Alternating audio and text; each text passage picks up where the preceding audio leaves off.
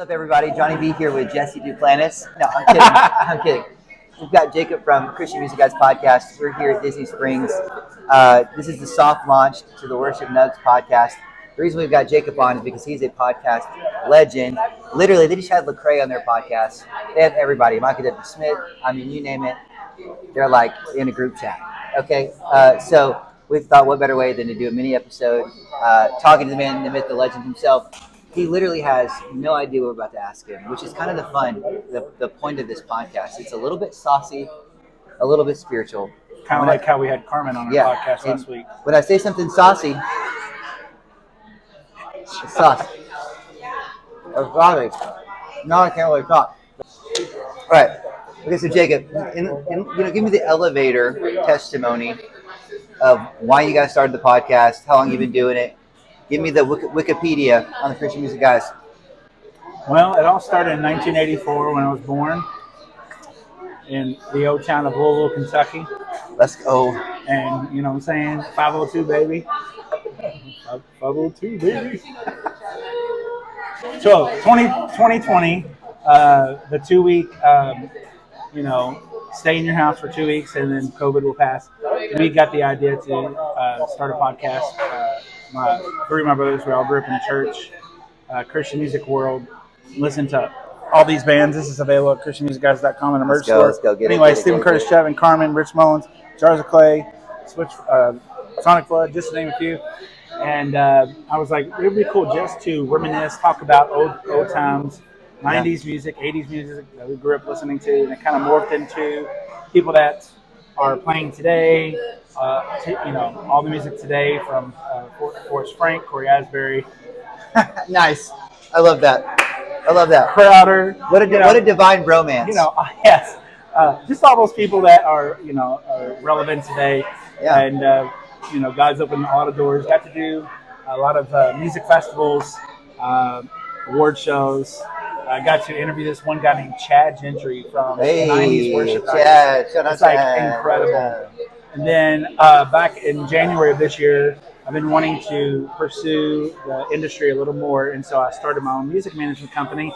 And this fellow right here is one of my artists, Bert. We're going all the way to the top. Our hopes are to be a C-level Christian celebrity, yeah. At least C, maybe B. Yeah, we'll see. We're dreaming big. Christian teaming.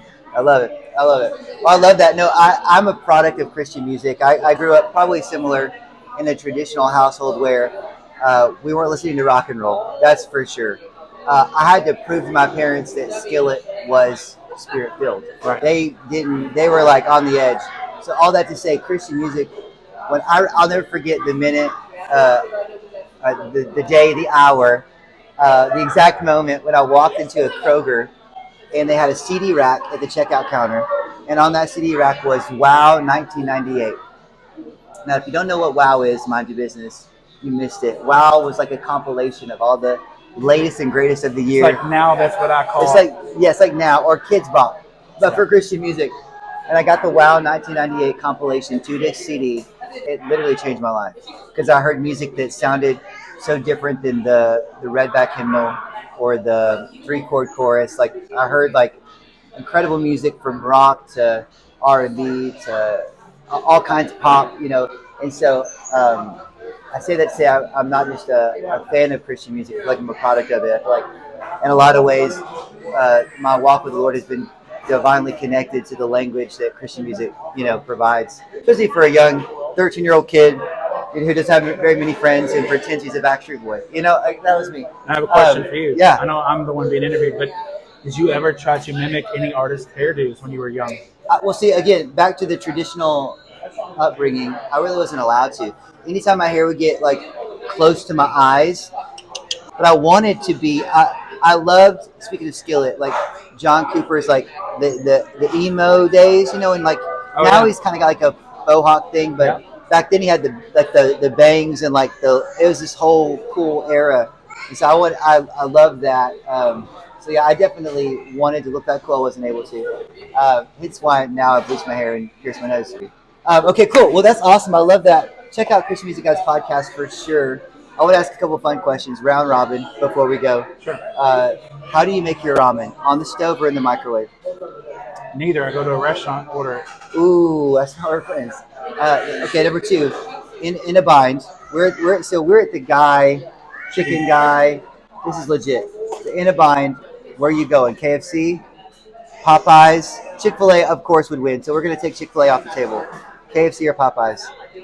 Okay, Popeyes, but this is controversial. I'm here for it. Chick-fil-A, I have to crave it. It's kind of like White Castle. I just can't. I gotta crave it. I can't just eat. Okay. I can't just go to Chick-fil-A and eat it. I have to crave it. Yeah, Popeyes chicken sandwiches. they're good. Put Christian homeboys to shame. Yeah, I don't know if we're allowed to say that as Christians, but I would agree. Off the record. Okay, last question, because we're here in real time. I noticed we're all drinking water. We're trying to be healthy. Jacob's daughter tried to sneak Sprite in a water cup. And I just want to know, we've all done it. I just want to know, is it a sin? Is it stealing? To steal? Is it stealing to fill your water cup with Sprite?